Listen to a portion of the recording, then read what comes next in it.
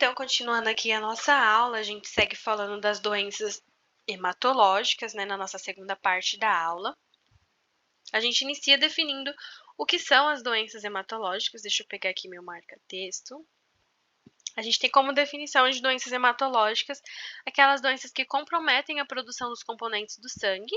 Então, compromete, por exemplo, as hemácias, que são nossos glóbulos vermelhos, os leucócitos, que são nossos glóbulos brancos, e as plaquetas, que são geradas na medula óssea. Essas complicações variam entre anemias, linfomas, leucemias e mielomas, por exemplo, podendo ainda ser benignos ou malignos, né? Então, a gente tem aqui a definição principal de doenças hematológicas: toda doença que compromete a produção dos componentes do sangue. Então, se alterou o formato, a funcionalidade, a produção de um desses componentes, eu tenho aqui uma doença hematológica instalada. E quais são esses componentes? São as hemácias, são os leucócitos, são as plaquetas, né? Tudo que é gerado aqui na minha medula óssea. Então, se eu tenho alteração em um desses componentes, eu tenho uma doença hematológica instalada. E essas complicações podem se apresentar em diversas doenças, como, por exemplo, anemias, linfomas, leucemias, mielomas, muito relacionados aqui a cânceres, né?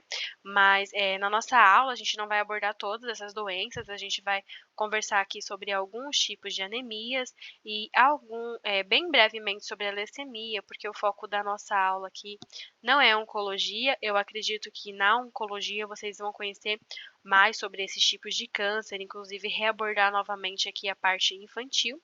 Por isso que eu achei importante trazer a anemia, principalmente para vocês, e passar brevemente aqui nas leucemias. Anemia. A definição de anemia é que ela é uma doença caracterizada pela diminuição de hemoglobina na corrente sanguínea, o que pode ter diversas causas, desde uma alteração genética até a má alimentação. Então, a gente não tem uma causa exclusiva para anemia, né? A anemia ela pode ser causada de uma forma simples, que é na deficiência ali, alimentar da criança, ou até de uma alteração genética mais complexa, né? Um traço genético.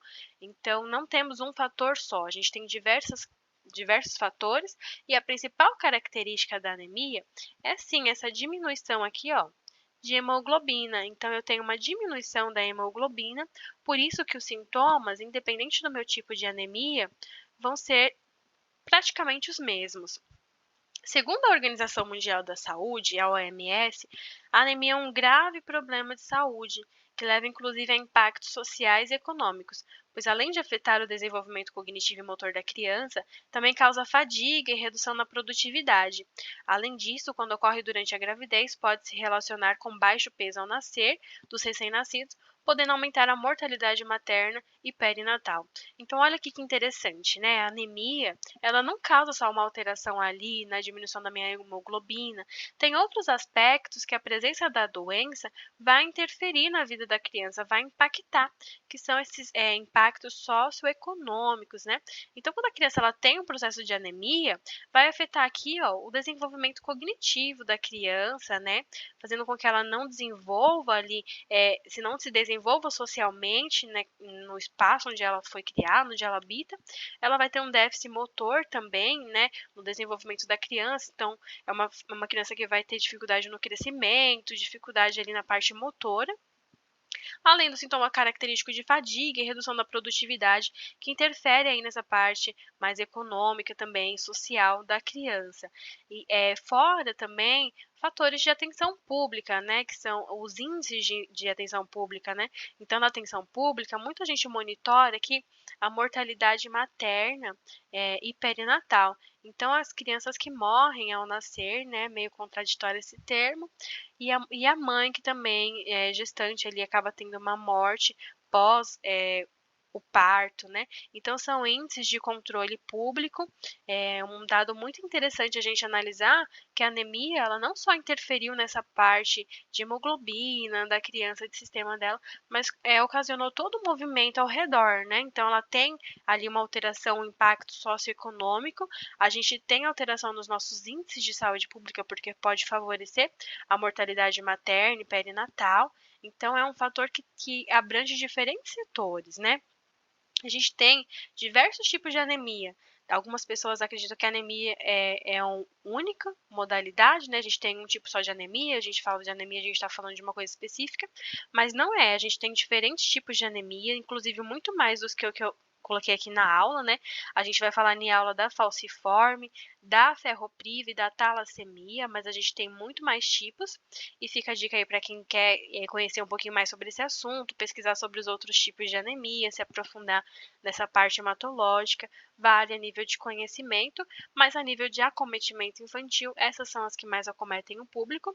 Na verdade, a ferropriva é a mais comum, a falciforme e a talassemia tem um pouquinho mais de raridade a aparecer na nossa sociedade, mas também acomete bastante as crianças.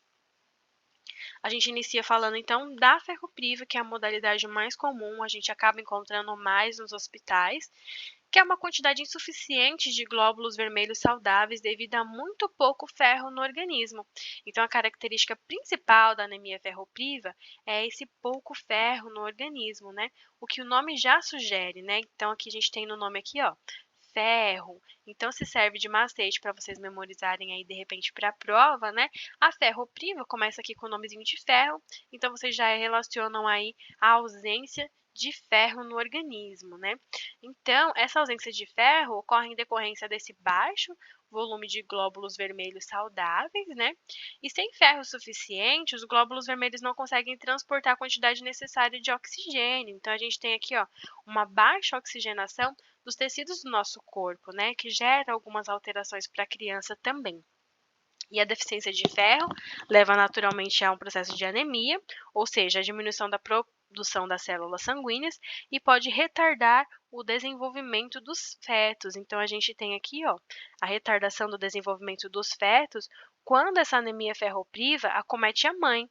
Então, quando a gente tem um acometimento da mãe, a gente tem um baixo desenvolvimento do feto ainda no útero da mãe, né?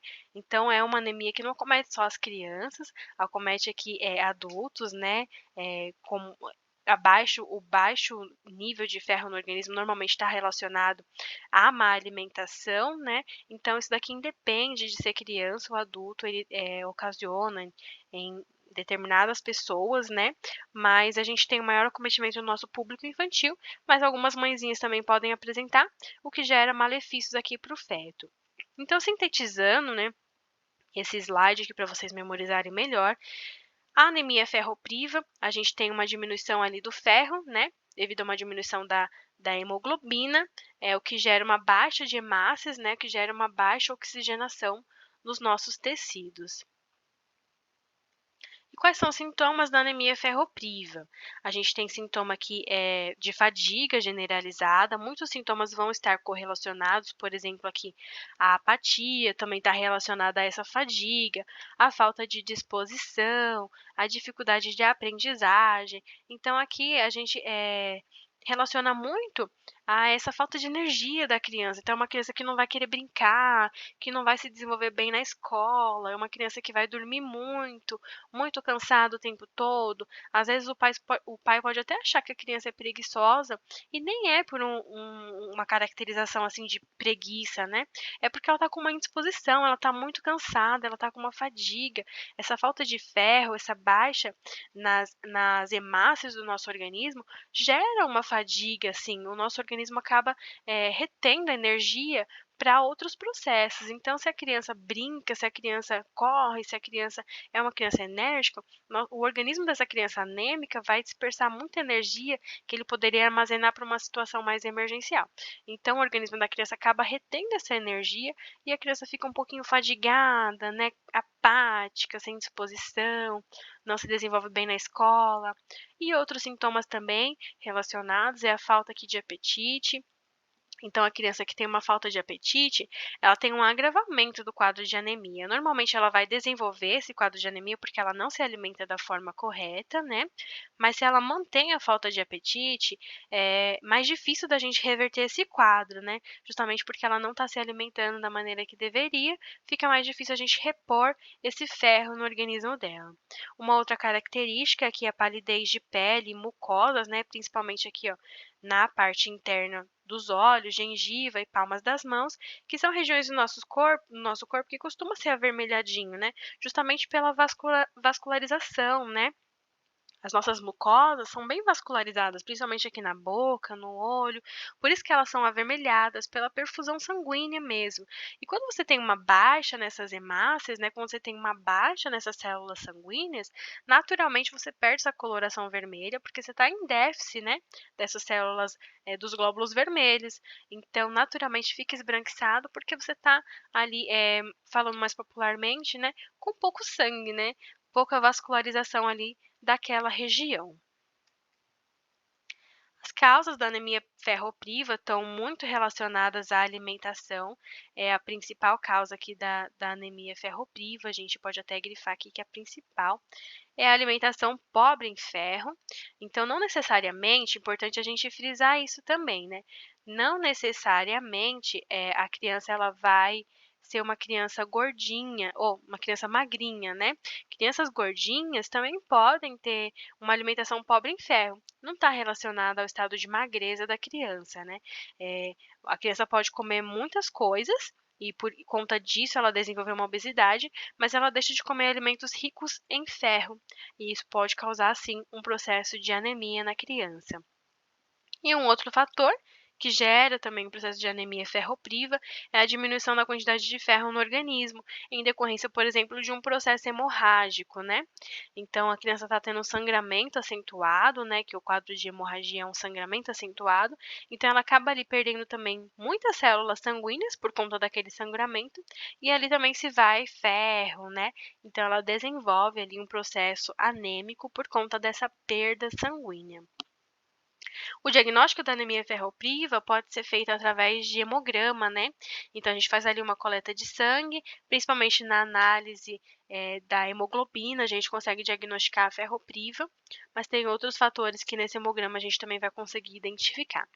E o tratamento da anemia ferropriva baseia-se na reposição de ferro por via oral, na orientação nutricional para consumir alimentos, fonte desses micronutrientes, e na identificação da etiologia da anemia. Então, principalmente, o tratamento é a reposição de ferro aqui por via oral, né? A gente pode até grifar aqui, reposição de ferro por via oral. Essa reposição pode ser feita através de medicamentos, o médico pode prescrever alguns medicamentos, mas também de alimentação, né? Sempre a dieta deve ser prescrita por uma nutricionista, né? Mas basicamente ela vai enriquecer a dieta da criança em alimentos que contêm ferro, que é aqueles que a nossa avó já falava, né? Que é o feijão, a lentilha, a carne vermelha. E depois do tratamento, é importante que essa criança repita os exames para saber se ela alcançou ali os níveis ideais de ferro, se ela está se recuperando bem ou não, para que ela não continue consumindo uma dieta muito restritiva, rica em ferro, e de repente desenvolva aí um aumento do nível de ferro ao invés de ficar nos valores ideais, né? Uma outra modalidade de anemia, a gente tem aqui a anemia falciforme, também é um outro tipo de anemia que acomete as crianças com uma certa eh, com um índice menor do que a ferropriva, mas também acomete. A anemia falciforme é um grupo de distúrbios hereditários em que os glóbulos vermelhos assumem o formato de foice. As células morrem prematuramente, causando uma escassez de glóbulos vermelhos saudáveis, é o processo de anemia, e podem obstruir o fluxo sanguíneo, causando dor, né, uma crise de dor na criança. A gente tem aqui uma definição de anemia falciforme como um fator hereditário, né? Então, a gente não tem como adquirir anemia falciforme através de uma alimentação, através de um meio externo, né? Ela é hereditária, ela é herdada dos pais para o filho. Aonde os glóbulos vermelhos, eles deixam de ser assim, ó, arredondadinhos, né? Com esse formato bonitinho, e eles assumem esse formato aqui de foice.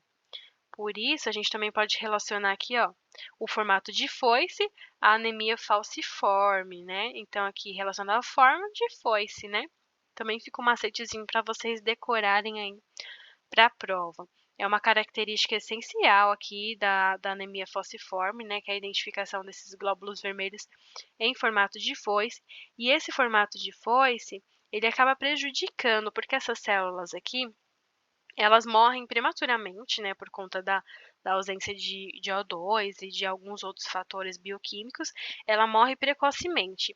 E por conta desse formato de foice aqui, ela acaba grudando nas paredes dos nossos vasos sanguíneos.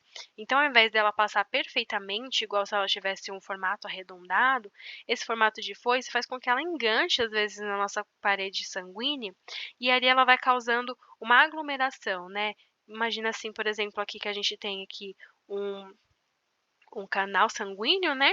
E aí ela, em formato de foice, acaba enganchando aqui em uma das paredes e todas as outras células que estavam vindo atrás, né? Acaba também sendo bloqueadas por ela e aí faz uma obstrução aqui, né? Digamos que muitas ficaram obstruídas aqui, então a gente tem um interrompimento do fluxo sanguíneo por conta dessa obstrução, né?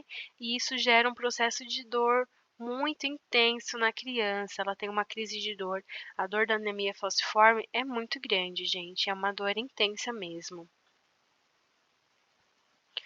Os sinais da anemia falciforme são dores nos ossos e articulações, vai, vai ter a presença de muita dor. A característica maior é essa, né? Dor. Crise de dor em abdômen, tórax e região lombar, muito por conta do formato, mas também por conta da baixa oxigenação. A gente tem aqui outra dor, né? Infecções frequentes.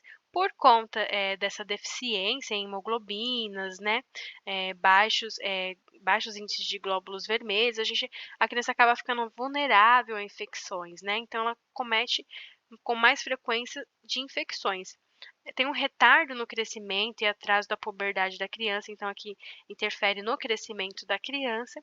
Olhos e peles amarelados, em decorrência dessa vascularização afetada, igual na anemia ferropriva, né? Vocês vão ver ao longo aqui que os sintomas basicamente se relacionam, mas acaba tendo algumas características peculiares em cada uma delas.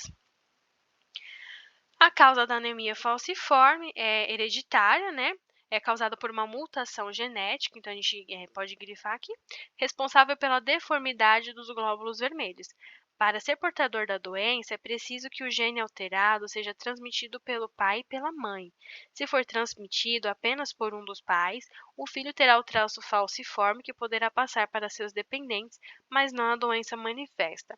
Então, olha que interessante, né? Então, se o pai tem o traço falciforme lá no gene dele, né, na composição genética, né, nos fatores hereditários que a gente passa para os filhos, né, e a mãe não tem, a criança só vai desenvolver o traço. Então, o filhinho aqui só nasceu com o traço, porque a mãe não tinha, né, digamos que a mãe não tem. Então, provavelmente, quando ele, né, ter os seus filhos, se o companheiro ou a companheira dele também tiver o traço, aí sim a criança nasce aqui com anemia falciforme, né? Então, a criança só nasce com anemia falciforme se o pai tiver o traço falciforme, a mãe tem o traço falciforme. Então, essa criança vai nascer aqui, ó, com anemia falciforme e provavelmente vai passar hereditariamente aí para os seus filhos também, caso ele encontre uma companheira que tenha traços falciformes. Então, se apenas um tiver o traço falciforme, não transmite a doença, ele transmite o traço, né? Mas a doença aqui, ó, não manifesta. É necessário que o pai e a mãe tenham para que seja transmitido, ó. Se for apenas um dos pais, não tem a transmissão da doença, apenas do traço falciforme. A anemia falciforme, a gente consegue diagnosticar ela precocemente, quando a criança nasce, através do teste do pezinho.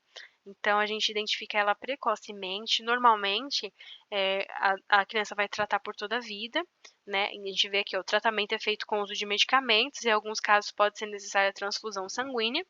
O transplante de medula óssea também é uma forma de tratamento indicada para alguns casos graves, né? A gente pode até grifar aqui a indicação dos casos graves e selecionados pelos médicos, podendo vir a curar a doença. Então, a cura da doença só vem quando tem um transplante aqui na medula óssea, né, que é o que origina nossas células sanguíneas. Então, Quando teve esse transplante, é indicado para casos graves, a gente pode vir a ter a cura da doença. Pelo contrário, a gente tem um tratamento aqui basicamente feito com medicamentos, né, para controle dos sinais, dos sintomas da criança, então para controle da dor, de todos os outros sintomas que ela venha desenvolver, e pode ser indicada aqui uma transfusão sanguínea para repor, né, esses componentes sanguíneos da criança e reverter esse quadro de anemia também. A talassemia, um outro tipo de anemia, é conhecida como anemia do Mediterrâneo, é uma doença hereditária, então também aqui é passada de pais para os filhos, caracterizada por defeitos na produção de hemoglobina, que é a principal responsável pelo transporte de oxigênio para os tecidos.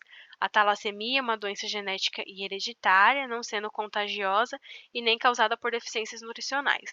No entanto, no caso de alguns tipos de talassemia, o tratamento pode envolver uma dieta adequada para o caso. A talassemia, então, ela afeta aqui a produção de hemoglobina, caracterizando um quadro também de anemia, né? Ela é um fator hereditário, mas aqui diferente da ferropriva, a gente não consegue diagnosticar precocemente através do exame do pezinho, né? A talassemia ela é identificada através de exame de sangue, então o hemograma a gente consegue identificar, né? E a gente tem alguns níveis de talassemia, a gente vai estudar aqui os sintomas da mais leve, né, que é mais fácil da gente reverter, que é mais comum também. Os níveis mais graves é um pouco mais raro e exigem outros tipos de tratamento, mas no geral, a talassemia, a criança vai apresentar fadiga, irritabilidade, sistema imune fraco e vulnerabilidade a infecções, atraso aqui no crescimento, respiração curta e ofegante, então a gente tem aqui um diferencial, né?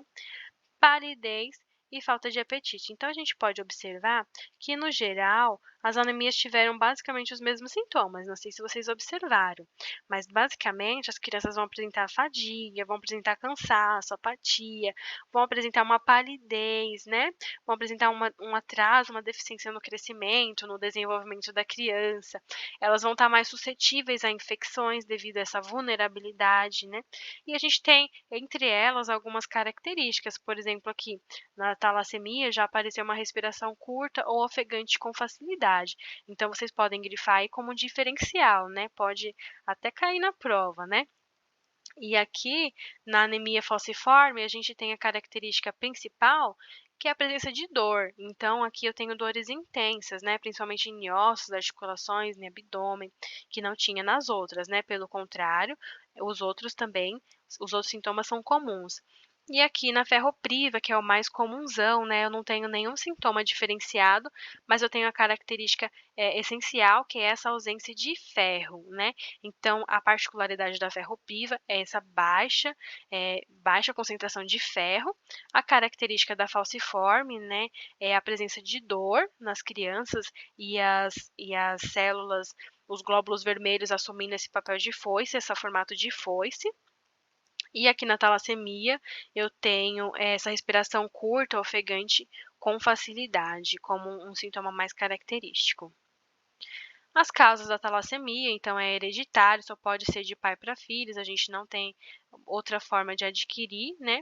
E o tratamento pode ser feito através de suplementação alimentar, como a gente viu anteriormente, a causa não é alimentar, mas pode ser feita uma reposição alimentar, transfusão de sangue, medicação via oral, que é o principal tratamento, né? E o transplante de medula óssea em casos mais graves da doença, que pode ser indicado também o transplante de medula óssea. A gente fala aqui brevemente agora sobre as leucemias, né? A leucemia que também é uma doença hematológica, né? Porque a leucemia é um tipo de câncer que afeta as células brancas do sangue, também conhecidas como leucócitos, que são as células de defesa do organismo. Essa doença começa na medula óssea e se espalha pelo corpo através do sangue, impedindo ou atrapalhando a produção de glóbulos vermelhos, plaquetas e glóbulos brancos. E por causa disso surge anemia, infecções e hemorragias. Então, olha que interessante, a criança pode desenvolver anemia em decorrência de um processo de leucemia. Então, elas estão atreladas, né? Pode ser por conta da composição sanguínea, sim, né, porque tem o mesmo acometimento, ou pode ser em decorrência, né, desse processo de baixa imunidade aqui que a leucemia traz, né. Por que que ela é caracterizada como uma doença hematológica? A gente leu aqui, né, ela afeta as células brancas do nosso sangue, né, as de defesa do nosso sangue, né. Então ela tem aqui um acometimento dos leucócitos, então ela acaba afetando aqui a minha medula óssea, então tem uma série de componentes aqui do sangue que ela interfere, né, interfere na produção de glóbulos vermelhos, na produção de plaquetas, então ela é mais do que é uma doença hematológica, né. E a gente tem alguns tipos de leucemias. A gente tem a leucemia mieloide aguda, né, também chamada de LMA. A gente tem a leucemia mieloide crônica, também chamada de LMC. A leucemia linfóide aguda, LLA. A leucemia linfóide crônica, LLC. Esse estado de cronicidade e de aguda, né, é mais relacionada ao desenvolvimento da doença, né? Então, a criança que tem uma leucemia mieloide ou linfóide aguda tem um desenvolvimento mais rápido da doença, ao passo que a criança que tem leucemia mieloide e linfóide crônica tem um desenvolvimento mais duradouro, mais eh, prolongado, né? Aos poucos ela tem o desenvolvimento dessa doença.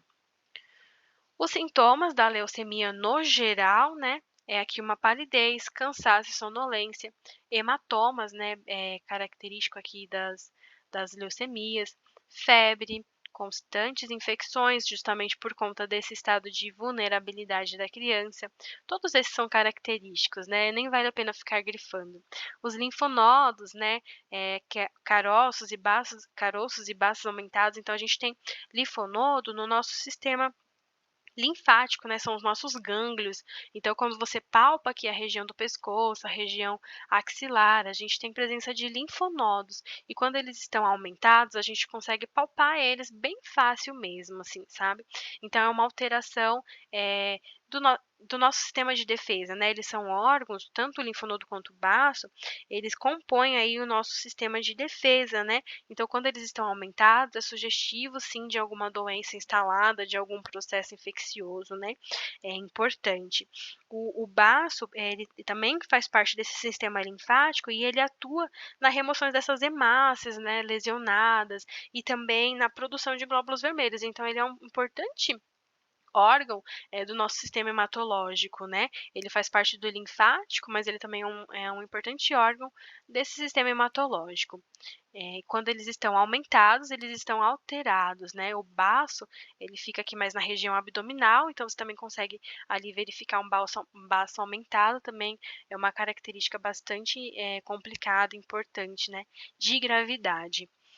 A criança vai ter dores de cabeça e vômitos frequentes, vai apresentar dor óssea e nas juntas, né? E uma perda de peso sem explicação. Então, por conta desses sintomas, né, não tem nada muito característico. Muitos pediatras acabam falando, né, que existe uma confusão quando não se leva num especialista do quadro de leucemia, com, por exemplo, aqui a dor do crescimento, que é uma afecção comum, né, nas crianças também, e não se tem uma causa específica, e as viroses, né, por exemplo. Quando a criança tem uma dor no crescimento, ela vai apresentar justamente essas dor óssea e nas juntas, né? Semelhante à leucemia, que a criança também pode se queixar dessa dor óssea nas juntas, né.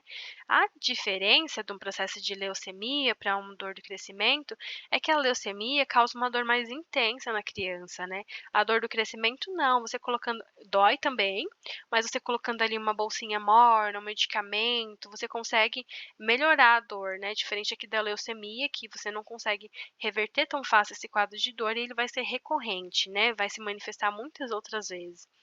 E aqui a principal diferença com o quadro de virose, também porque a virose também pode causar aqui febre, né, um cansaço na criança, a presença de vômitos, é justamente a associação a outros sintomas, né. Na virose, a criança vai ter ali a febre por alguns dias, mas medicando e tratando, a gente consegue, reverter o quadro facilmente, diferente na leucemia.